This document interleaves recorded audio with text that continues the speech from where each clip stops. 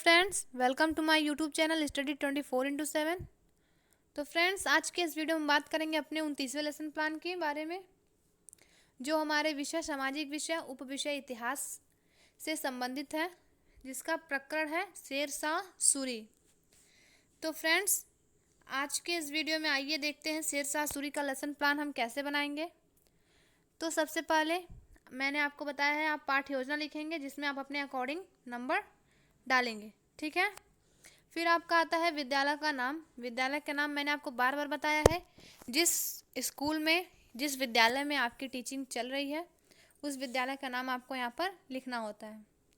फिर आपका 3 कॉलम बनाया जाएगा जिसमें दिनांक, कक्षा, विषय, प्रकरण, चक्र, अवधि लिखना होता है। तो आप विषय में इतिहास लिखेंगे और प्रकरण है हमारा शेरशाह सूरी। शेरशाह सूरी आप डबल इन्वर्टेड कॉमा में बंद कर देंगे, ठीक है। अब आता है हमारा समान उद्देश्य। तो समान उद्देश्य में मैंने आपको बार बार बताया है कि समान उद्देश्य आपका विषय से संबंधित होता है और विशिष्ट उद्देश्य प्रकरण से संबंधित होता है। समान उद्देश्य का वीडियो जो है हमारे चैनल पे है, आप जाके देख सकते हैं। एक बार आप समान उद्देश्य लिख लेंगे, फिर आपको बार बार समान उद्देश्य लिखने की ज़रूरत नहीं पड़ेगी, क्योंकि सभी लेसन प्लान में जो आपका विषय है वो सेम रहने वाला है। तो एक बार आप लिख लेंगे तो फिर उसके बाद पूर्वत लिख सकते हैं।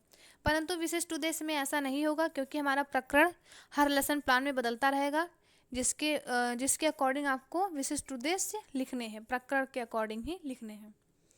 तो फिर आपका आता है विशिष्ट उद्देश्य। विशिष्ट उद्देश्य में पहला बिंदु आपको मिल जाएगा ज्ञानात्मक उद्देश्य का। ये देखिए ज्ञानात्मक उद्देश्य। ज्ञानात्मक उद्देश्य यानी इसमें आपको वो लिखना है कि छात्र क्या जानेंगे, किस विषय में जानेंगे, किसके बारे में जानेंगे, यह सारी चीज़ें आपको ज्ञानात्मक उद्देश्य में लिखनी होती है। फिर आता है हमारा ज्ञानात्मक उद्देश्य का पहला बिंदु, विद्यार्थी शेरशाह सूरी के बारे में जान सकेंगे। दूसरा है शेरशाह सूरी के समय हुए प्रशासनिक व्यवस्था का ज्ञान विद्यार्थियों को होगा। अब आता है हमारा बोधात्मक उद्देश्य। बोध से स्पष्ट होता है कि बोध का मतलब होता है समझना। तो यहाँ पर बोधात्मक उद्देश्य का पहला बिंदु है विद्यार्थी शेरशाह सूरी के काल में हुए प्रशासनिक व्यवस्था व उपलब्धियों का विश्लेषण कर सकेंगे। अब आता है हमारा क्रियात्मक उद्देश्य, यानी आपके पढ़ाने के बाद, छात्रों के जानने के बाद, समझने के बाद जो उनके द्वारा क्रिया किया जाता है उसे क्रियात्मक उद्देश्य में लिखना होता है। तो क्रियात्मक उद्देश्य का पहला बिंदु है विद्यार्थी शेरशाह सूरी कालीन राजस्व संबंधी सुधार की व्याख्या कर सकेंगे।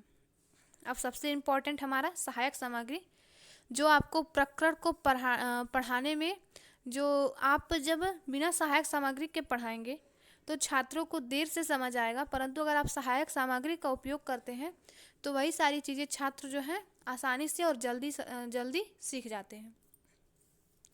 तो सहायक सामग्री जरूर उपयोग करना चाहिए। जैसे यहाँ पे शेरशाह के समय का मानचित्र लिया गया है, ठीक है। फिर आता है हमारा पूर्व ज्ञान। बच्चे मुगल वंश व संबंधित युद्धों के बारे में सामान्य जानकारी रखते। अब आता है हमारा प्रस्तावना प्रश्न। प्रस्तावना प्रश्न बनाने के लिए आपको 3 कॉलम बनाने होंगे, जिसमें पहला है प्रस्तावना प्रश्न, दूसरा है छात्र अध्यापिका क्रिया, तीसरा है छात्र क्रिया।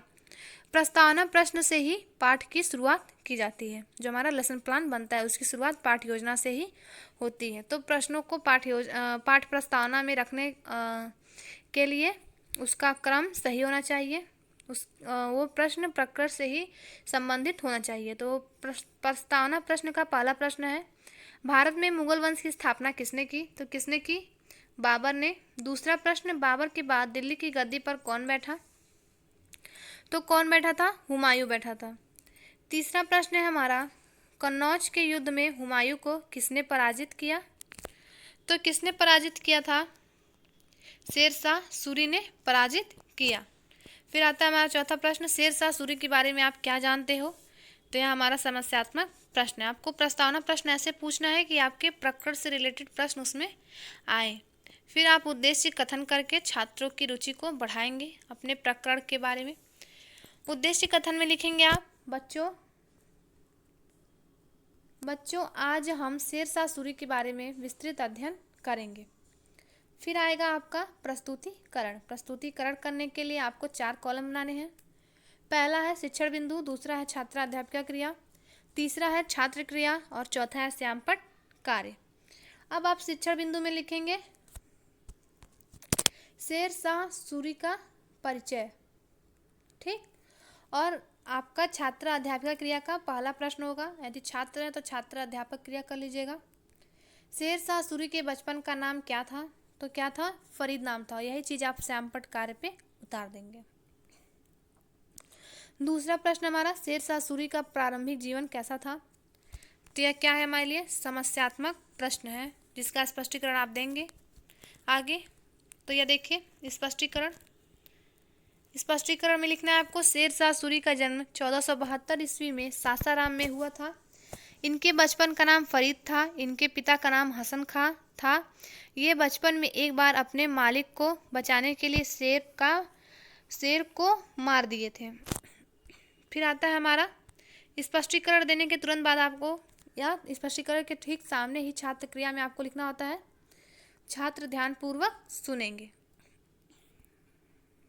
अब हम आगे बढ़ते हैं। ये बचपन में एक बार अपने मालिक को बचाने के लिए शेर को मार दिए थे, तभी इनको शेर खां की उपाधि से नवाजा गया।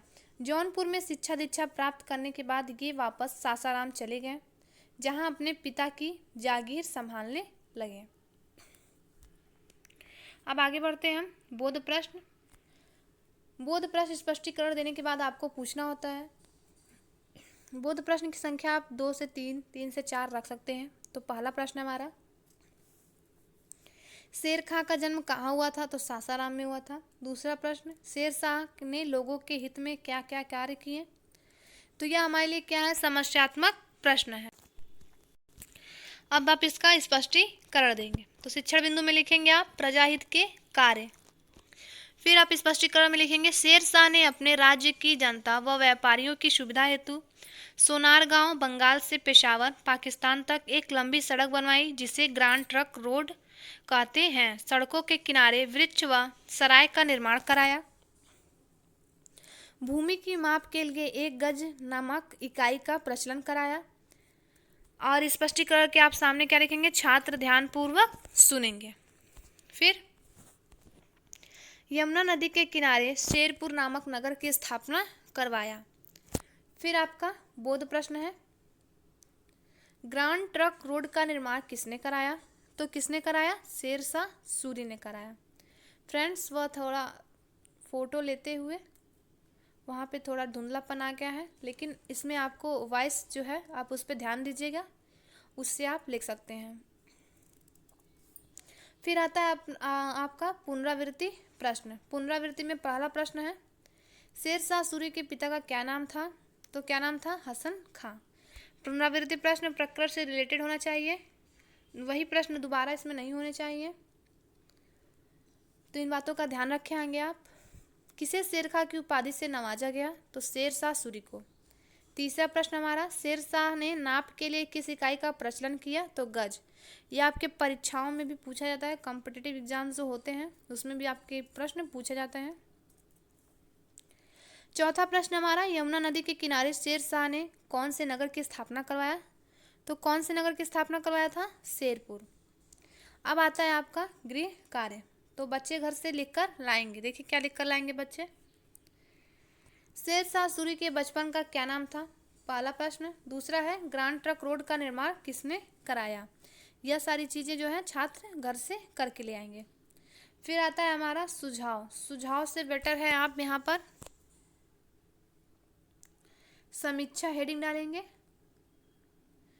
और समीक्षा हेडिंग डाल के छोड़ देंगे, जिसमें आपके अध्यापक द्वारा टिप्पणी की जाएगी आपके लेसन प्लान के बारे में, कि इसमें क्या कमियां हैं या आपके जो गुण हैं, पढ़ाने का ढंग सही है, अनुशासन सही है, श्यामपट्ट कार्य कैसा है, निरीक्षण कार्य कैसा है, पाठ प्रस्तावना प्रश्न में कोई कमी नहीं है।